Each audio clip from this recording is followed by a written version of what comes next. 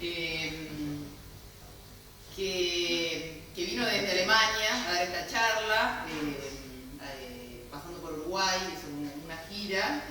Catherine es investigadora en el Leibniz Center for Agricultural Landscape Research, que se conoce como el SALF en Alemania, que es un instituto agronómico bastante conocido en Alemania.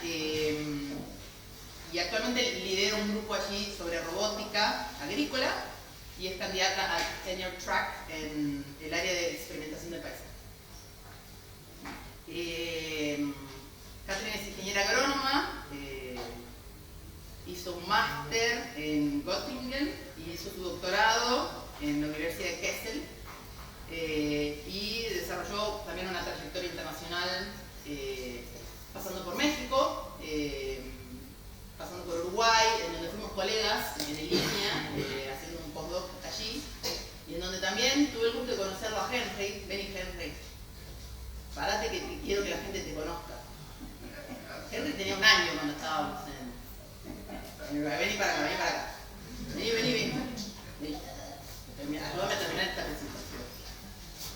Y este niño que tienen acá tenía un año cuando estábamos en Uruguay y vino a escuchar a su madre. Bueno, y la cuestión es que luego nos encontramos nuevamente en Alemania, porque Catherine volvió a trabajar ya como profesional en Alemania, y me encontré con un niño que era así en Alemania, y ahora es así. Bueno, entonces la investigación, ya puedes volver, gracias. La investigación de Catherine combina agronomía, ciencia del suelo, es bastante experta en suelo, pero también experimentación a escala de paisaje y agricultura digital. Y en Uruguay estuvo también trabajando con experimentos de largo plazo, tiene un artículo ahí con los experimentos de largo plazo en Uruguay. Y en los últimos años lideró y participó en numerosos proyectos internacionales sobre diversificación de cultivos, funcionamiento de ecosistemas y tecnologías innovadoras para una agricultura más sostenible. Y su producción científica incluye publicaciones en revistas como Agricultural Systems, Agricultural Ecosystems and Environment, European Journal of Agronomy, European Journal of Soil Science y Scientific Reports. Y bueno, hoy tenemos el gusto de escuchar su charla, así que bueno, gracias por venir y te escuchamos. Muchísimas gracias, María, por esa introducción y buenos días a todos. Muchas gracias por venir. Antes les voy a pedir disculpas por cualquier error de ortografía o así cuando pasa, pero preparé toda la charla en español. Y bueno, muchas gracias por darme esa oportunidad de presentar mi investigación, los estudios, experimentos, proyectos que en estos tiempos estoy llevando a cabo, y ojalá luego en la charla tenemos también la oportunidad de discutir un poco, a ver qué piensan de esa visión de la agricultura del futuro. Voy a hablar primero sobre el instituto donde estoy trabajando, en caso de que les interesen las áreas de investigación, y tal vez en un futuro igual podría ser un potencial colaborador para proyectos. Y luego ya empiezo con las características de los robots agrícolas. Les voy a presentar algunos ejemplos de robots actuales que se están usando en el campo, y luego también ya ir hacia el papel de los robots en los sistemas agrícolas en el futuro. Mi foco de investigación con los robots es sobre calidad de suelo y cómo esos robots pueden ayudar a cambiar y mejorar propiedades de suelo. Y ahí sí les doy también alguna información sobre los sensores que estamos investigando, y al final concluyendo con medios de comunicación científica sobre este tema que estamos practicando mucho, y desafíos del futuro. Algunas informaciones del SALF, que es parte de los institutos Leibniz. En Alemania también hay institutos Helmholtz, institutos Max Planck, y estos de Leibniz son con un enfoque de ciencia aplicada. El instituto recientemente estuvo creciendo muchísimo. Cuando yo llegué en el 2020 apenas estaban en 250, ahora tenemos más del doble del personal, la mayoría de investigadores que trabajan en proyectos externos, pero también una gran parte que ahora ya es parte del personal de casa, digamos, permanente.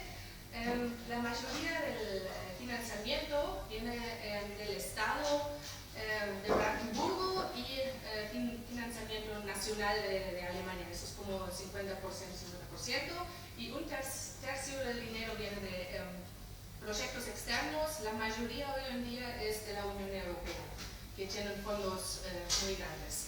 Tenemos 3 estaciones experimentales en el estado de Brandenburgo, que es todo el estado alrededor de Berlín, de la capital, con un tamaño de 150 hectáreas y muchas colaboraciones en el mundo. En Argentina, por ejemplo, existe también un proyecto, pero no aquí en Buenos Aires, afuera, sobre investigación de erosión de viento de un colega. Y bueno, las áreas de investigación, tenemos muchos grupos de trabajo que trabajan sobre sistemas agrícolas para un futuro sustentable, especialmente sobre calidad de suelo y biodiversidad. Luego también muchos grupos que están buscando sistemas, soluciones para adaptarnos al cambio climático y los desafíos. Luego proyectos que tratan de encontrar sinergias a través de tecnologías emergentes. También tenemos economistas y antropólogos que están estudiando el papel de los humanos en la sociedad, y luego un grupo que ya trabaja más a nivel internacional sobre seguridad alimentaria y sustentabilidad. Y nuestro enfoque principal es el paisaje agrícola, pero de todos modos igual tenemos experimentos de campo, tenemos laboratorios de suelo, un gran grupo de modelaje que ahí está trabajando, y muy recientemente, desde el 2026, tenemos, digamos, una extensión del mismo instituto que se va a enfocar permanentemente en los laboratorios reales o en los living labs, que eso es como ahora un esquema de investigación que aquí en Argentina y en otros países de Latinoamérica ya existe, pero en Alemania se ha perdido bastante la conexión con el productor. Entonces, en estos laboratorios reales estamos ya intentando empezar la investigación, la pregunta principal, junto con el productor, por ejemplo, para que no estamos investigando cosas que al final no tienen ninguna importancia para la producción agrícola. Y eso ya se lleva a cabo a nivel de estado, junto con también otras universidades en otro estado de Alemania. Y bueno, así esperemos que nuestra investigación tiene más impacto en el futuro. Bueno, esos son los números del instituto, y ahora ya voy a empezar con la introducción con el tema principal de los robots agrícolas. Y ahí, bueno, empiezo primero con alguna información básica de la producción agrícola en Alemania y los desafíos que allá tienen los productores. Lo que se estuvo observando es que la cantidad de granjas o de estancias a nivel nacional cada año es menos, están bajando. Tenemos muchos productores que con el tiempo dicen eso ya no es lucrativo, ya no ganamos dinero, dejamos de hacer ese trabajo. Y por otro lado también estamos viendo que el promedio del tamaño de la granja está creciendo cada vez más, y ahora con un promedio nacional de 65 hectáreas, que para ustedes todavía es un tamaño muy chiquito, ¿no? Pero bueno, y lo otro que estamos viendo aquí en esa gráfica es que las granjas que tienen un tamaño entre 100, 200 o hasta 1000 hectáreas, desde el 2010 también están creciendo bastante. Entonces se están como juntando campos que antes tal vez pertenecen a varios productores, se juntan y ya solo tienen un dueño, y así como la granja se está simplificando el manejo para poder funcionar. El otro gran desafío que tenemos es que ya nadie quiere trabajar en la agricultura. No sé cómo es acá, tal vez luego lo podemos charlar, pero ahí tenemos una gran escasez de trabajadores calificados, y eso se debe a la mayor parte a los sueldos muy bajos que reciben no solo los productores, digamos los managers, pero igual los tractoristas, las personas que trabajan en el tambo, ¿no? Es trabajo muy mal pagado. Aparte de eso, tenemos un problema con la mala imagen de la agricultura en Alemania, que para todos los problemas del ecosistema, la contaminación, todo eso es culpa de la agricultura, ¿no? Entonces igual es como que mejor, como joven, no me meto a la agricultura porque al final voy a ser el malo. Y bueno, la otra cosa es que luego también el horario, el trabajo de la cosecha en pleno verano, cuando todos los demás gentes se fueron a la playa, y bueno, uno tiene que trabajar ahí, cosechar hasta las 10 de la noche. Hoy en día con ese balance de work-life ya no está funcionando bien. Entonces no hay personas que quieran trabajar, y más en las regiones donde yo estoy trabajando es la verdad un problema porque no encuentran tractoristas. Y bueno, hicieron una encuesta para preguntar, bueno, entonces, ¿qué podemos hacer para ayudarles a las granjas a resolver ese problema? Y los productores mismos decían, una solución podría ser que estamos automatizando más los procesos, en los tambos, por ejemplo, con robots que ordeñan, y así ya podemos ahorrar personal. Eso podría ser una solución. Y la otra solución podría ser que ya van a intentar de tener los horarios más flexibles, ¿no? Que también mediante automatización se podría decir, para poder trabajar en un horario más normal. Y bueno, ahora algunas palabras sobre el estado principal donde yo estoy trabajando, que es Brandenburgo. Es uno de los estados del país, aquí con la frontera de Polonia, que está sufriendo más por las consecuencias del cambio climático.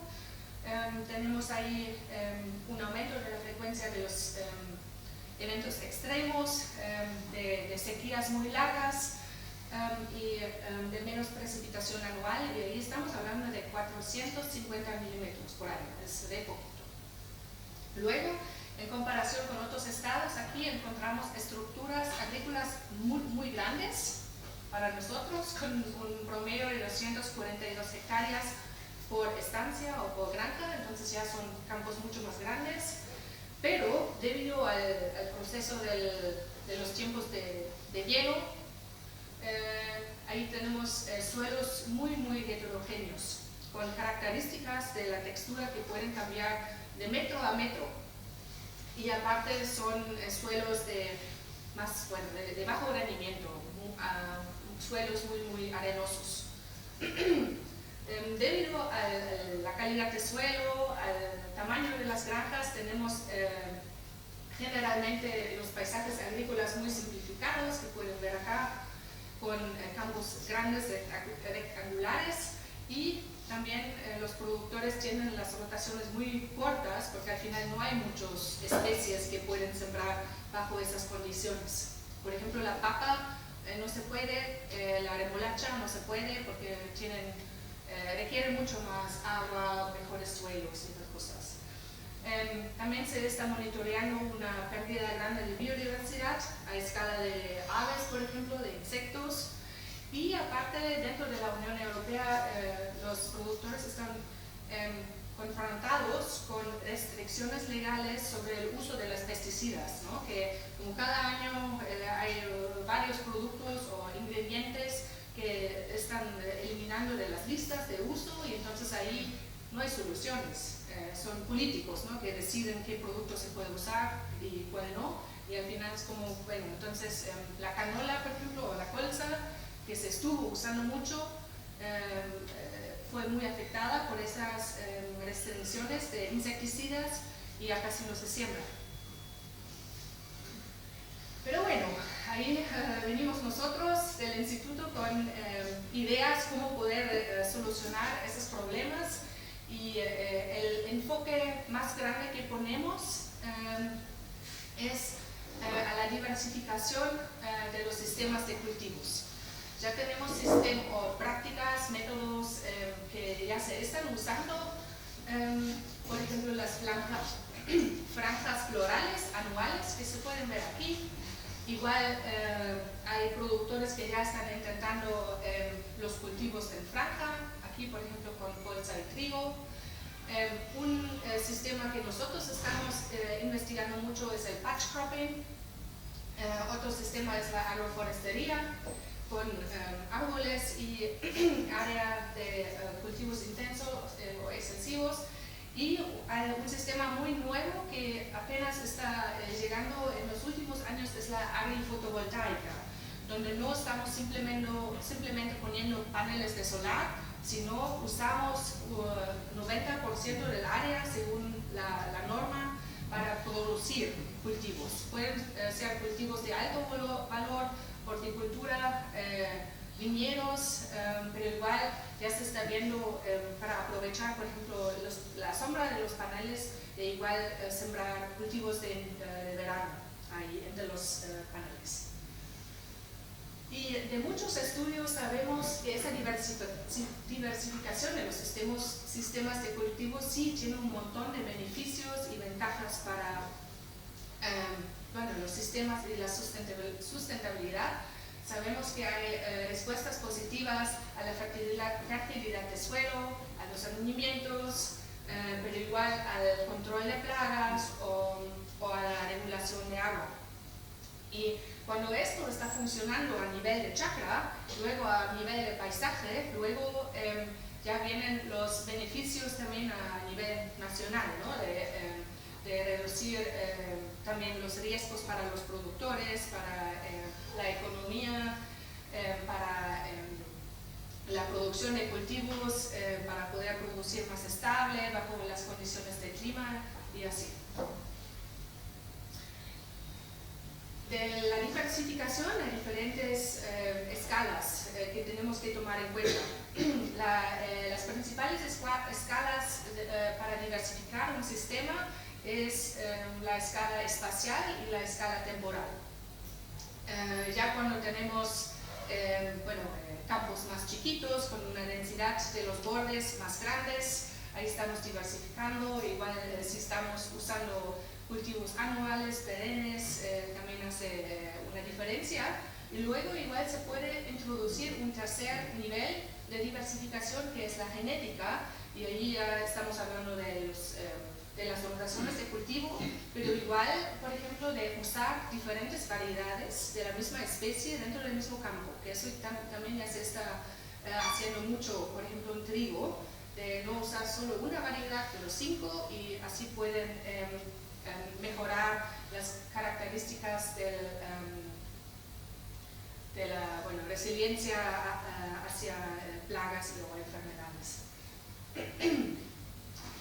Pero hay un gran problema, porque esa diversificación que tenemos en el campo al final resulta en demasiada complejidad del sistema, de áreas mucho más chiquitas, de intervenciones muy puntuales que hay que aplicar, y la economía de escala que estamos practicando hoy en día, de tener campos más grandes, más simples, más especializados, no está funcionando para sistemas diversificados. Y la maquinaria sigue siendo uno de los factores más fuertes que acelera la degradación de suelo. Las cosechadoras cada vez pesan más y son más grandes. Y la industria actual impulsa las tecnologías de la agricultura de precisión. Eso sí está bien, porque estamos ahorrando recursos, pero también están desarrollando hacia maquinaria más grande, más pesada, más rápida. aunque sí es inteligente. Y aquí en este estudio han observado que el estrés que estamos poniendo hacia el suelo debido a la cantidad o al peso de la maquinaria se puede comparar con el peso de un dinosaurio de hace miles de años o millones de años. Y eso es un gran problema porque especialmente con la compactación es un desafío que no se puede resolver solo con una labranza, porque puede volver muy rápidamente, especialmente si seguimos con la misma maquinaria. Bueno, ahí está el resumen de la situación actual, que sí, tenemos granjas cada vez más grandes y cada vez tenemos menos personas que quieren trabajar en la agricultura al contrario, sabemos que hay una gran necesidad de cambiar los sistemas agrícolas para establecer una creciente diversidad, para fortalecer la resiliencia frente al cambio climático y para mejorar la rentabilidad y sustentabilidad económica de los productores. Pero eso al final resulta en sistemas agrícolas cada vez más demandantes en cuestiones de complejidad y aparte con esa mayor necesidad de decisiones adaptadas a la variabilidad de cada sitio. Ahí eso quiere decir que nunca tenemos una solución única, ¿no? Que cada campo, de hecho, cada chacra requiere soluciones muy adaptadas al lugar. Y por eso estamos investigando la robótica agrícola, porque puede ser que estos robots sí nos pueden ayudar con resolver varios problemas que ahora estuve resumiendo, por ejemplo, a través de la escasez de mano de obra, la reducción del uso de las pesticidas, pero también la promoción de la biodiversidad y de los servicios ecosistémicos, porque pueden trabajar en áreas mucho más chiquitas donde tal vez se implementan áreas, por ejemplo, de esas franjas florales. Y para el productor igual pueden tal vez resolver incertidumbres económicas. Así que para mí los robots son como un bloque de construcción dentro de las posibles soluciones que tenemos que encontrar. Y ahí se hizo otra encuesta con productores en el estado de Bavaria, en el sur de Alemania, donde sí hubo como un incentivo, un subsidio dentro del estado para pagar parte en una inversión en un robot agrícola. A los productores pagaron como creo que la mitad del robot y preguntaron, bueno, ¿por qué ustedes se decidieron en comprar un robot agrícola? Y las respuestas, la principal fue, bueno, porque sí me hace falta gente, especialmente en mano de obra, por ejemplo, de sacar malezas en horticultura. Y un aspecto muy interesante que los productores dijeron que, bueno, tal vez ese robot me ayuda a proteger el suelo. Igual otros decían, bueno, porque ahora sí son más baratos, porque me pagan la mitad del robot. Y otros decían que en general estoy súper interesada en tecnologías, en agricultura digital y por eso creo en esa tecnología. Bueno, ¿qué pueden hacer estos robots agrícolas que ya tenemos disponibles en el mercado? Ahí tenemos como varias áreas de trabajo. Una principal, donde hay más robots disponibles, es el deshielo mecánico o el control mecánico de malezas. Luego también hay robots que ya pueden sembrar, que pueden aplicar puntualmente pesticidas, especialmente herbicidas, y hay robots automáticos de tracción. Las ventajas de esos robots, en ese caso, pueden ser que los robots son más ligeros, más pequeños, que están usando energía renovable, que tienen las operaciones muy dirigidas y así podemos ahorrar insumos, o que igual están ya completamente automatizados y así se ahorra tiempo de trabajo o mano de obra. Para la parte del uso de recursos y de la reducción de pesticidas ya tenemos estudios de caso, que eso sí es cierto. dependiendo del sistema, y claro que fueron estudios muy particulares para cierto cultivo y así. Pero para la pregunta de que realmente nos ayudan a minimar la compactación de suelo y realmente son rentables, todavía tenemos ahí grandes preguntas porque no se está investigando mucho.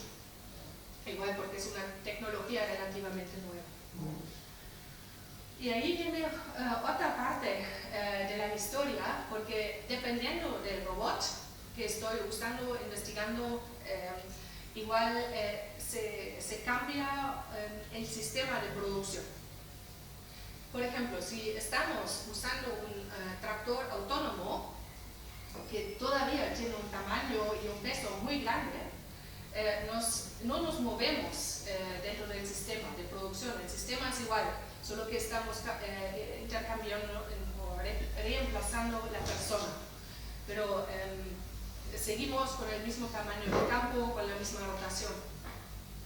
Luego, cuando ya tenemos maquinaria, por ejemplo, que aplica puntualmente las herbicidas o que puede puntualmente cambiar la densidad de la siembra, ya nos estamos moviendo dentro del sistema de agricultura de precisión, ¿verdad? Ahí tenemos zonas de manejo dentro del mismo campo que debido o con ayuda de los robots se pueden manejar diferentemente.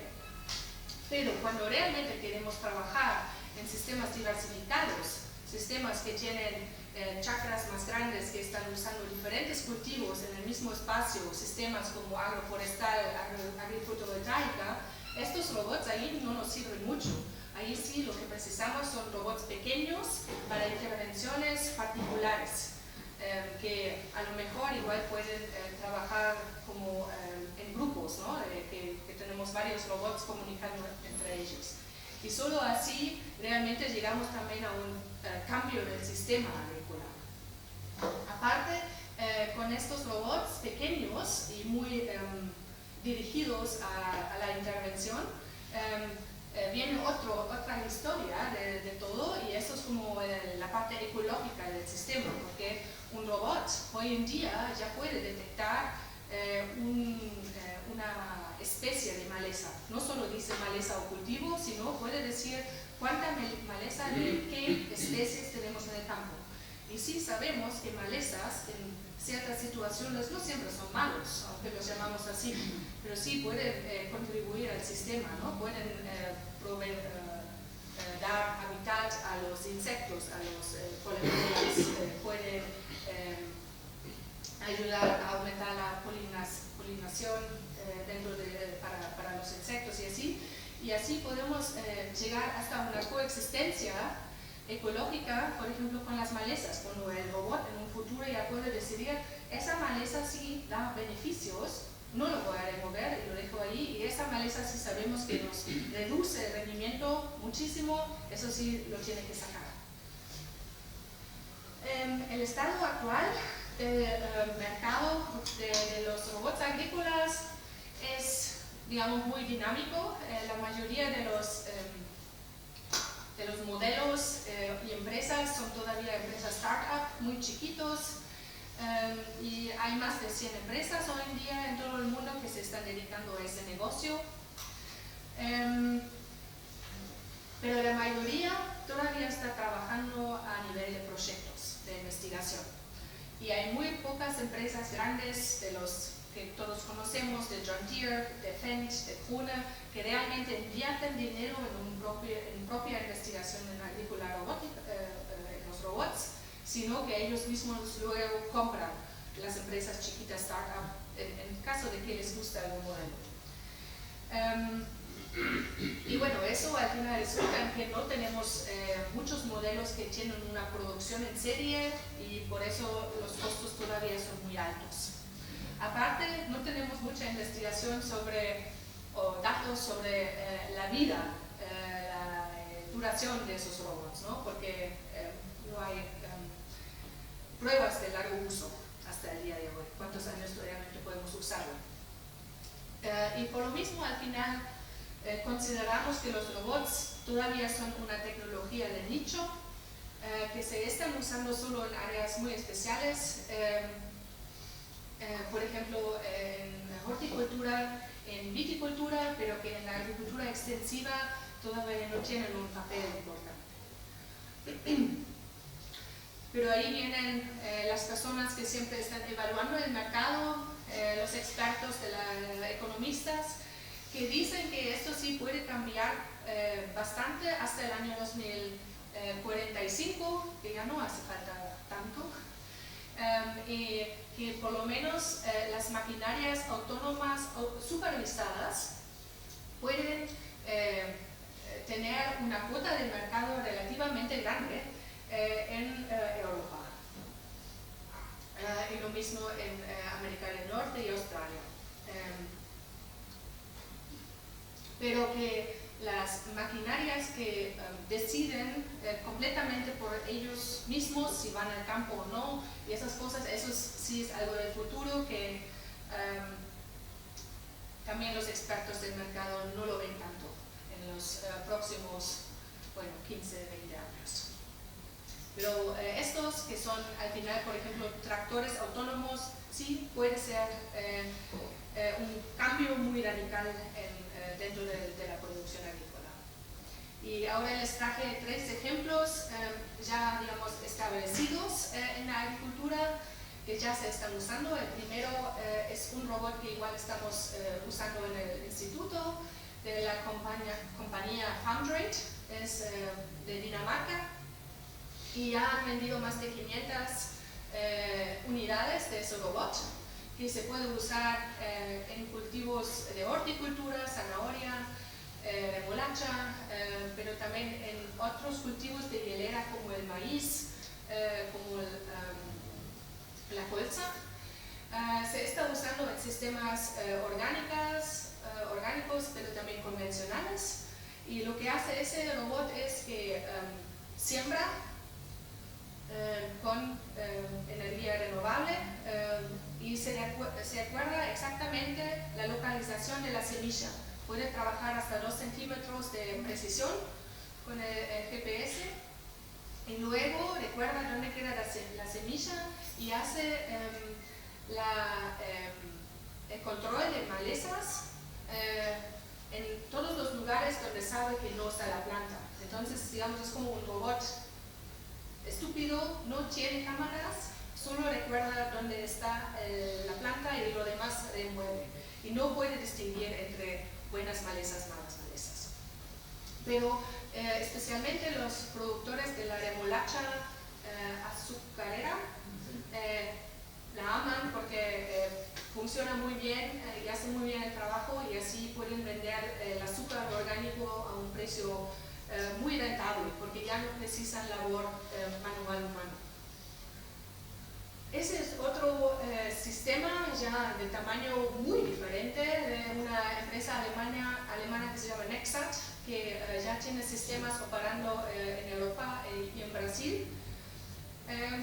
Y las ventas empezaron el año pasado, y es diseñado como un vehículo portador modular que se usa en agricultura extensiva, en sistemas de producción que tienen control traffic farming especialmente, y ahí hay de todo tipo de aparatos que luego ya se pueden implementar dentro de ese vehículo portador.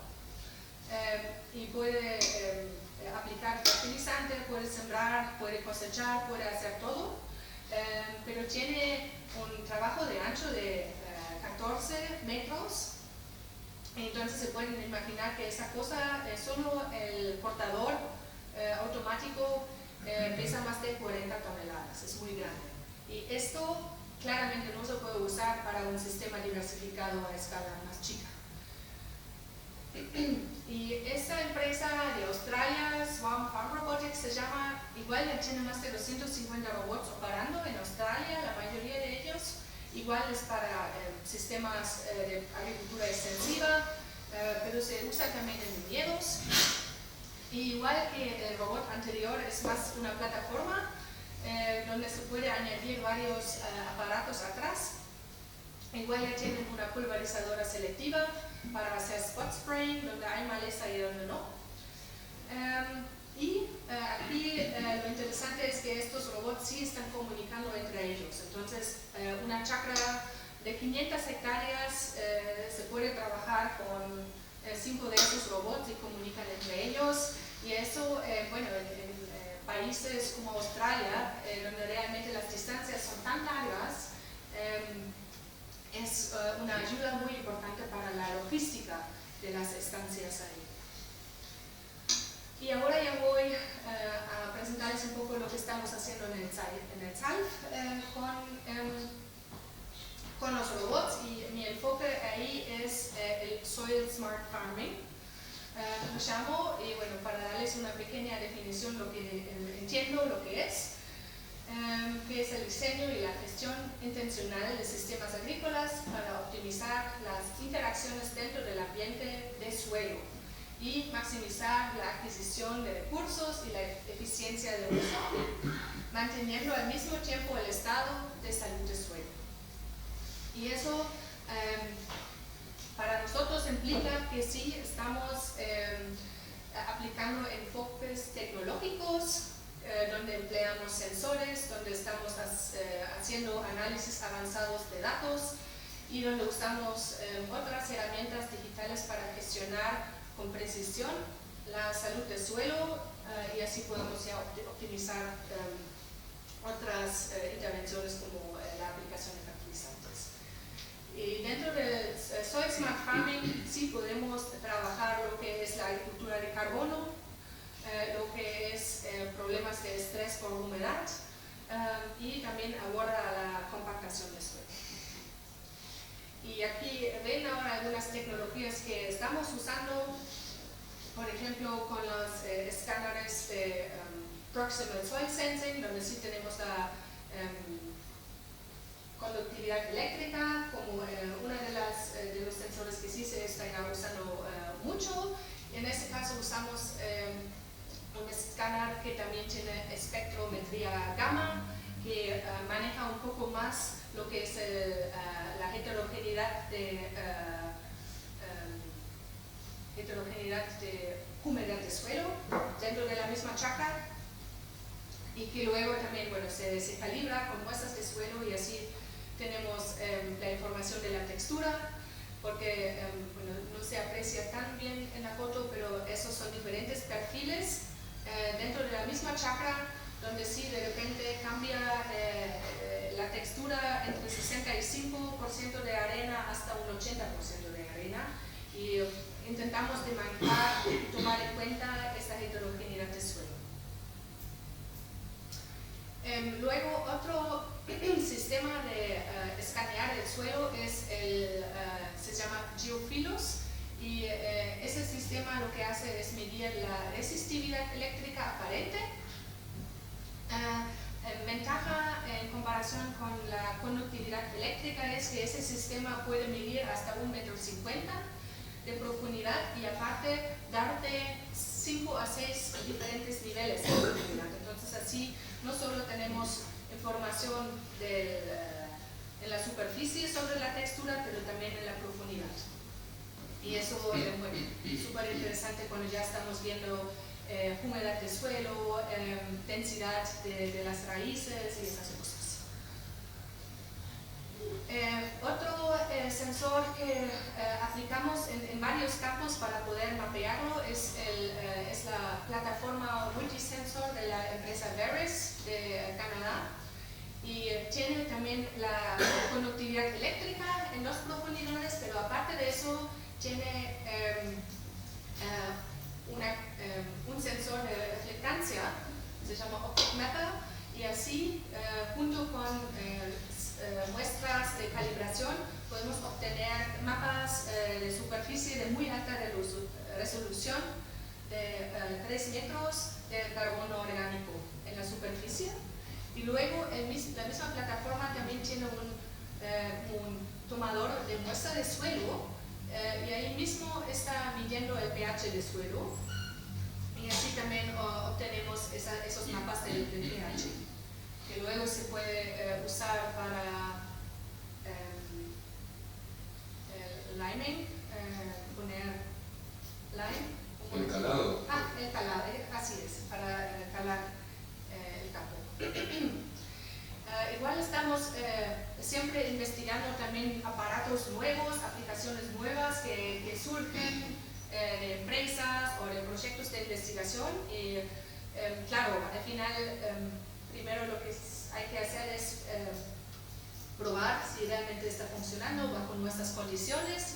Ahí hay un sensor de la empresa Stenon que sí, cuando llegó al mercado, prometieron de que puede medir más de 20 diferentes propiedades de suelo. Y nosotros ya súper emocionados de que, wow, eso tiene que ser un súper aparato.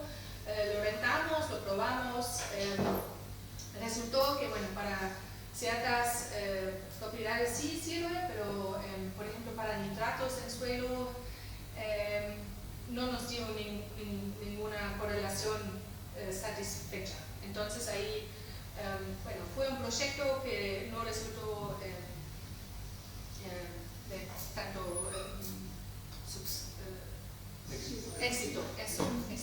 Y luego hay, por ejemplo, también aplicaciones que estamos probando, porque igual saben que el análisis de suelo en campo, todas esas propiedades de calidad de suelo siempre llevan un montón de trabajo manual, ¿no?, que se requiere. Entonces, bueno, esperamos que con tomar fotos, con aplicaciones digitales podemos facilitar ese proceso de colectar los datos.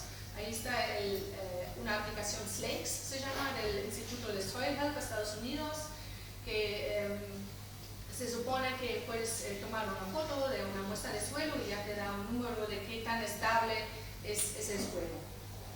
Lo estuvimos probando y poniendo en correlación con otros indicadores de estabilidad de suelo o de estabilidad de agregados que estamos usando, y bueno, hasta hoy, debido al hecho de que tenemos suelos muy arenosos, no nos resultó tan útil, pero estamos siguiendo con esas investigaciones. Los robots que tenemos en el instituto hasta el día de hoy son solo dos. Es el muy chiquito de la empresa Nayo de Francia y el Humminbird que ya se los presenté. Este robot lo único que hace es que va entre las hileras del maíz y ahí está sacando la maleza. Entre las hileras lo está haciendo muy bien. Dentro de la hilera es un poco más difícil y ahí sí tenemos problemas con el control de malezas. Y luego lo que estamos midiendo es que cómo afectan esos robots el rendimiento, la presencia de las malezas, pero también cómo afectan la salud del suelo, cómo tenemos que cambiar nuestros métodos de cultivación y cómo podemos incluir esos robots dentro de la operación a nivel de granja, porque estas son preguntas que los productores nos hacen. Y ahí, cuando estoy hablando de cómo afectan los robots el suelo, me refiero básicamente a los robots que hacen el control mecánico de malezas en el suelo, porque primero que sí, pesan mucho menos, pero sí tienen un impacto al suelo, que lo pueden ver acá cuando pasa el robot. Claro que nos deja la estructura muy diferente en la superficie comparado con un sistema donde se aplica herbicida. Y aparte sabemos que debido al hecho de que los robots pueden entrar al campo mucho más rápido después de una lluvia comparado con una máquina convencional que hace el mismo trabajo, los productores también los usan más frecuentes. No solo entran 3 veces con una máquina grande, pero con un robot lo dejan entrar hasta 5 o 6 veces para controlar la maleza. Y imagínense que eso sí es mucho estrés para la planta también cuando entra el robot. Y por eso estuvimos como ya concepcionando un poco más cómo esos robots que se pueden comprar afectan nuestros suelos. Hay 2 caminos que son muy relevantes para propiedades de suelo. Primero es la clasificación del vehículo, porque sí hace una diferencia cuando entra un tractor muy grande o un tractor autónomo al campo, porque sí ahí tenemos, bueno, el peso es diferente, la distribución de la carga es muy diferente, también las llantas, ¿no?, son muy diferentes. Pero el otro camino que es relevante es la intervención que hace ese robot. Y ahí el enfoque al control de malezas. Hace una diferencia para el suelo si entra un robot que hace, por ejemplo, una aplicación láser, o si entra un robot que hace el control mecánico. Y luego el control mecánico del robot también es muy diferente al control mecánico con maquinaria convencional, porque esa maquinaria convencional que saca la maleza es mucho más rápida, también es mucho más pesada. Usan implementos muy diferentes a los implementos que tiene el robot. Y la percepción, la inteligencia artificial que tienen también es muy diferente. Y bueno, cuando lo ponemos en conjunto, vemos que dependiendo de la constelación, de la clasificación del vehículo y de la intervención, nos afecta la productividad, el almacenamiento del agua o del carbono, la provisión de hábitat y el ciclaje de nutrientes, que todos son las funciones del suelo. Y regresamos a los tres ejemplos que les di antes. Ahí pueden ver que sí, el efecto que tienen son muy diferentes. El Foundry no pesa mucho y lo que hace es que en general el peso de la llanta hacia el suelo es muy diferente al peso de un tractor grande o de una maquinaria grande, pero tiene mucho, es muy chiquito y tiene varias llantas, entonces el área que pisa con las llantas es mucho mayor en comparación con la maquinaria convencional.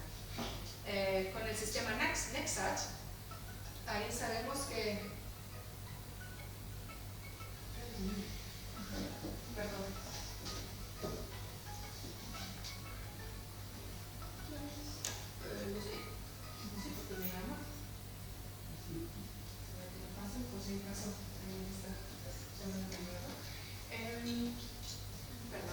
Y ahí lo que realmente hace o donde atribuye ese sistema es en el tráfico muy controlado, porque siempre está entrando en el mismo área.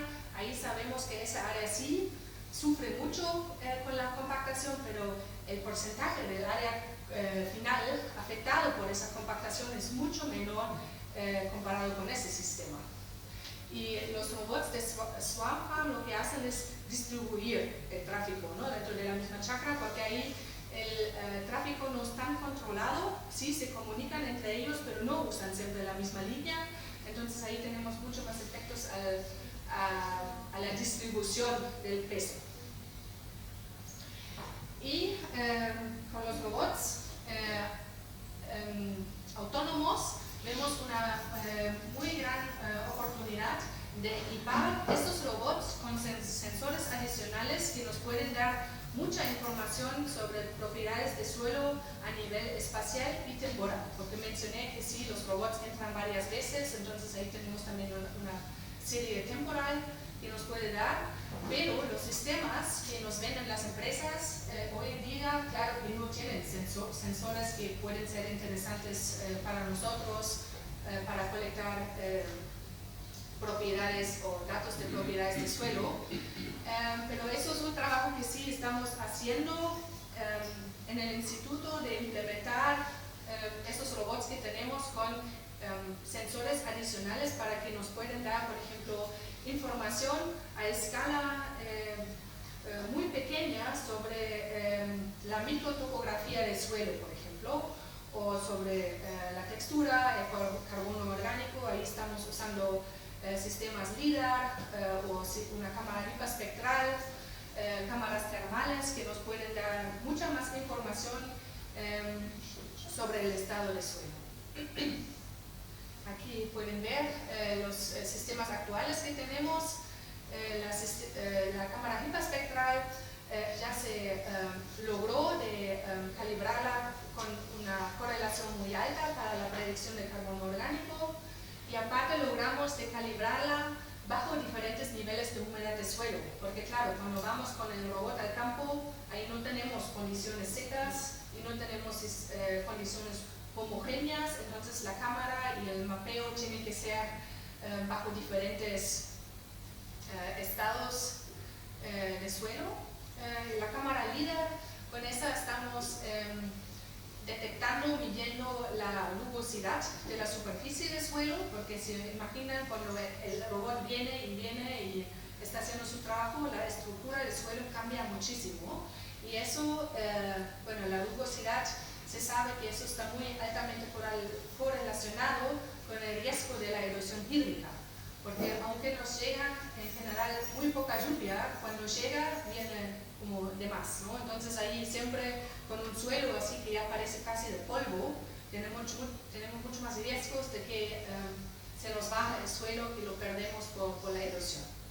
Y luego con la cámara termal estamos monitoreando el estrés del cultivo debido a la temperatura del suelo, porque con cada intervención del suelo movemos el suelo, entra aire. Cuando esto pasa en verano, la evaporación es mucho mayor y cuando la planta del maíz es todavía chiquita, podemos aumentar el estrés para la planta.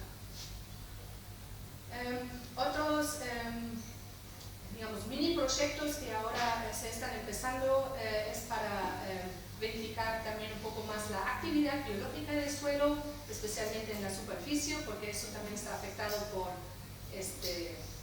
la labranza, la intervención mecánica cuando sacamos la maleza. Para los lombrices, por ejemplo, ahora compramos sensores acústicos para poder escuchar el movimiento de los lombrices dentro del suelo.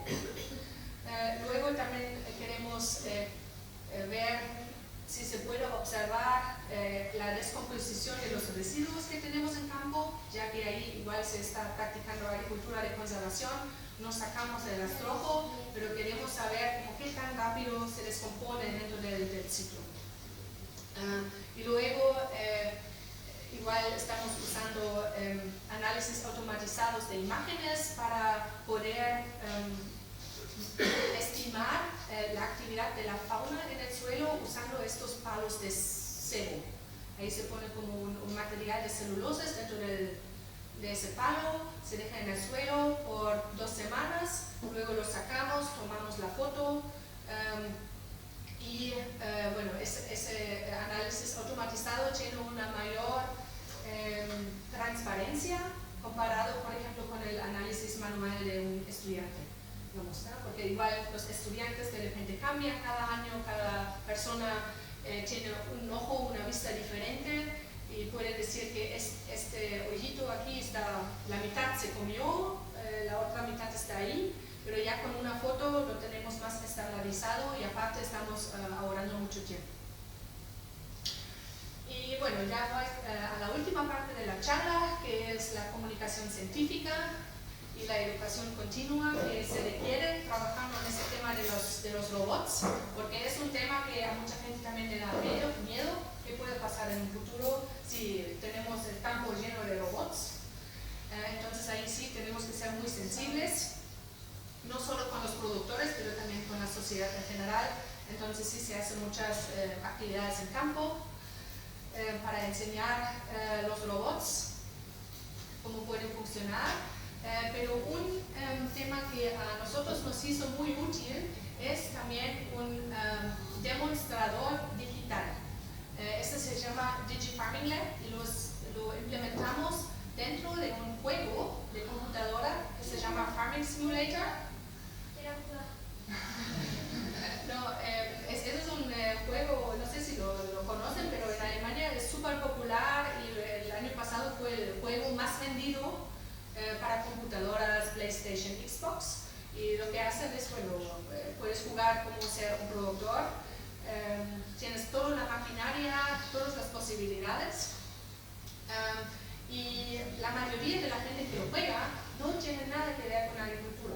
Entonces ahí vemos un enorme potencial de explicar un poco cómo nosotros nos imaginamos la agricultura del futuro.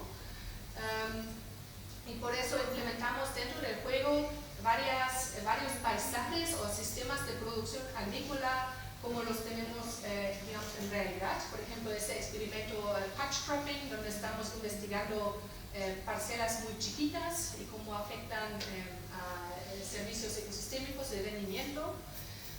Implementamos varios robots también en iOS y luego desarrollamos minijuegos donde el jugador puede decidir si quiere matar la maleza con una aplicación normal, con una aplicación de spot sprayer, con una herramienta convencional para sacar maleza mecánicamente o con el robot. Y así ya ve como las diferencias que hace con la maquinaria en cuestión de tamaño, de tiempo y esas cosas. Y lo usamos mucho también en eventos como de ferias o de ferias agrícolas, ¿no? En donde también vienen productores, pero también viene gente que no tiene nada que ver con agricultura. Entonces es como una herramienta muy útil para enseñar lo que estamos haciendo en campo, pero que no se puede entender como fácilmente solo en una foto, no sé. Entonces tiene un enfoque muy educativo. Y luego implementamos dentro del juego también islas temáticas, en ese caso explicando, por ejemplo, el tema del uso de las pesticidas, porque sabemos que la gente solo escucha lo que dicen en los medios y de repente sí les hace falta un acceso más fácil para entender, porque de repente sí, los pesticidas son útiles y los necesitamos bajo ciertas condiciones. Entonces ahí los estamos explicando con lenguaje muy simplificado y esperemos que esto pueda ayudar también a aumentar el conocimiento general sobre la agricultura, y tenemos la suerte que ese mismo juego ahora se puede jugar dentro de un museo muy grande y muy bien visitado en Berlín. Entonces ahí tenemos como esa exposición. Ven que claramente los niños están muy interesados en jugarlo. Aquí implementamos también un sistema agrifotovoltaico, donde el jugador entra a ese sistema y puede ver cómo se comporta con la maquinaria de esas cosas. Y luego una gran tarea que también vemos es que tenemos que capacitar para esas tecnologías digitales, porque si en un futuro el productor realmente tiene que usar un robot, también tiene que aprender cómo usarlo, ¿verdad? No siempre puede llamar a la empresa y esas cosas, tiene que ser un poco más independiente, y ahí vimos una gran necesidad de capacitar para sistemas de HIS, para el manejo de geodatos, porque así igual podemos enseñar cómo planificar las rutas del robot. Y hicimos ya, desarrollamos un módulo de 4 días donde vienen productores, pero también consultores y también dentro del ministerio para poder aprender esos pasos. Y para el futuro, lo que está planeado para el año que viene y en adelante es que vamos a trabajar con un Robodoc, se llama, y este Robodoc lo vamos a llenar con datos e informaciones para que sea capaz de hacer el control selectivo de las malezas específicas. En el primer estudio se va a hacer en el maíz. Luego también vamos a introducir un robot en nuestro sistema de agrifotovoltaico. Tenemos uno ahí en el instituto y queremos que esa plataforma robótica va a manejar todos los cultivos extensivos dentro del sistema agrifotovoltaico. Luego tenemos otro Robodoc que se va a equipar con sensores para monitorear plantas y suelo en nuestra estación experimental, para apoyar también a otros investigadores a tener datos de alta resolución. Y luego, como tenemos problemas con el control de las malezas dentro de la hielera, ahora se va a adquirir un nuevo robot Foundry, pero que este ya tiene también la posibilidad de aplicar herbicidas en banda y así ya controlar ese problema. Entonces sí aplica herbicidas aquí en la hielera, pero claro, la cantidad al tamaño de la chacra es mucho menor comparado con la aplicación en todo el campo. Y bueno, para resumir mi charla de hoy, para mí los robots no son un fin, pero son una herramienta para una agricultura sostenible.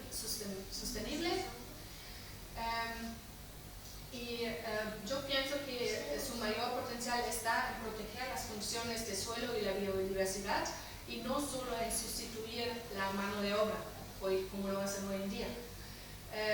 Igual tenemos ya la combinación de sensores, modelos y robótica que permitiera decisiones adaptadas a cada ambiente y sitio a nivel de proyectos de investigación. Y en un futuro el primer desafío va a ser no la tecnología per se de desarrollarla, sino de integrar el conocimiento agronómico en sistemas de manejo que son más fáciles de probar, de usarse en la vida real. Y el futuro pertenece a los sistemas de suelo inteligentes que optimicen simultáneamente la productividad, la salud del suelo y servicios ecosistémicos. Y así la agricultura futura no será impulsada por los robots, pero será impulsado por el manejo diverso de sistemas y los robots son solo una posible tecnología para implementarlos. Bueno, y así termino y muchas gracias por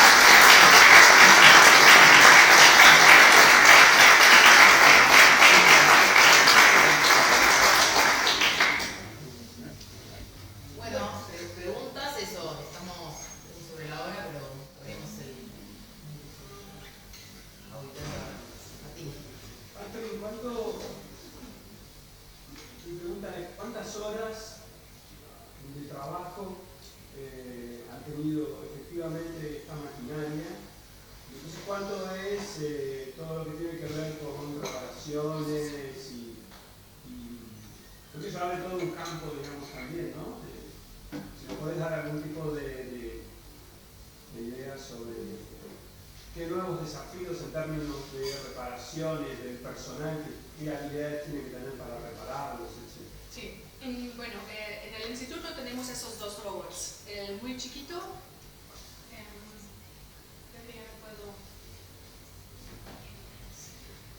y este lo estamos usando desde el 2022. Lo usamos solo en temporada de control de malezas en el maíz, entonces son 3 meses prácticamente de trabajo intenso y luego termina otra vez en la bodega. En cada año tenemos algún desafío que de repente sí se pudo resolver con la empresa que lo vende. Pero no es un sistema donde el técnico que lo está manejando puede dejarlo completamente autónomo en el campo. Él siempre se queda como un babysitter, ¿no? Es como de repente le llega un mensaje al celular, el robot se quedó parado. Eso lo hace automáticamente, entonces él tiene que ir y ahí ve a una piedra muy grande y la tiene que sacar del camino. Esos son, digamos, problemas más chiquitos, que a tamaño de chacra eso sería imposible, ¿no? Cuando el productor como tiene la confianza de que ahí está trabajando y de repente está a 30 kilómetros en otra reunión y le llega el mensaje, ni el caso que lo pueda atender. Pero luego pasan cosas que nosotros estamos todavía en video. Bueno, una cosa que sí está pasando es que debido al tamaño de las empresas, startups, son empresas chicas, tienen sus problemas de sobrevivir de repente, ¿no? Entonces no tienen un servicio técnico comparado con una empresa como John Deere, que tiene sus representantes en cada pueblo, cada ciudad chiquita. Una empresa. Y entonces se tarda en responder, en contestar, en mandar partes que necesitamos para el reemplazo. Y eso, por ejemplo, resultó en que este año nuestro pequeño robot no pudo sea capaz de hacer su trabajo. No lo pudimos usar, perdimos un año completo de mediciones. Y eso sí es un problema grande que vimos y que escuchamos también de otras empresas, ¿no? De que si el servicio técnico es escaso. Otro desafío que vimos con los robots es que cada uno, hasta el día de hoy, tienen sus sistemas cerradas. Cuando se trata, por ejemplo, de planear las rutas. Cada uno tiene su software, su programa, tienes que instalar. Para algunos robots no es posible de sacar los datos en archivos Excel para que luego los podemos reusar para otras cosas. Eso también es un gran problema que, bueno, para la maquinaria convencional, con el ISOBUS se ha resuelto en la mayoría de los casos que ya puedes usar diferentes aparatos de diferentes empresas y sí comunican con los robots. Esto en el futuro va a ser un gran desafío. Pero claramente no son, hoy en día no son sistemas que te ahorran el tiempo de supervisar. Sí, te pueden ahorrar el tiempo, por ejemplo, que tienes con trabajadores que te hacen el sacado de la maleza, pero necesitas a alguien capacitado en supervisarlos. Y eso claramente es un desafío. ¿Unas preguntas? Katy, una consulta. Mostró un cuadro comparativo un poco macro entre regiones del mundo y un tamaño relativo en cuanto a la adopción de tecnologías. ¿Qué hace que sea diferente la Latinoamérica versus la de Europa u otras regiones? ¿Cuáles son las variables o factores que pueden llegar a incidir en la adopción de eso? Bueno, en esa gráfica, antes que nada lo hicieron economistas, ¿no? No creo que preguntaron ahí a los agrónomos si esas estimaciones son ciertas, pero un punto que veo muy grande es que en Europa tenemos esa presión debido a una iniciativa que empezó en el 2020, que es como se llama Green Deal, del plato hacia la granja, donde sí nos están diciendo que hasta el 2030 tenemos que bajar el uso de las pesticidas a 30%, tenemos que reducir fertilizantes 50% y todo eso. Entonces ahí ven como la presión, la necesidad de que eso solo se puede resolver con automatización. La otra diferencia que veo es que claramente el tamaño de chacras, de sistemas, por lo que yo he escuchado, por lo menos ahora de colegas en Uruguay, es que en la agricultura extensiva todavía no es un problema la escasez, digamos, de trabajadores. En la horticultura puede ser, en la viticultura, pero la agricultura extensiva todavía no. Y bueno, otro punto muy grande es que la mayoría de las empresas, startups que desarrollan esos robots hoy en día están localizados en Europa, en Estados Unidos, donde hay la Unión Europea pagando proyectos de investigación. Yo creo que eso también tiene que ver mucho.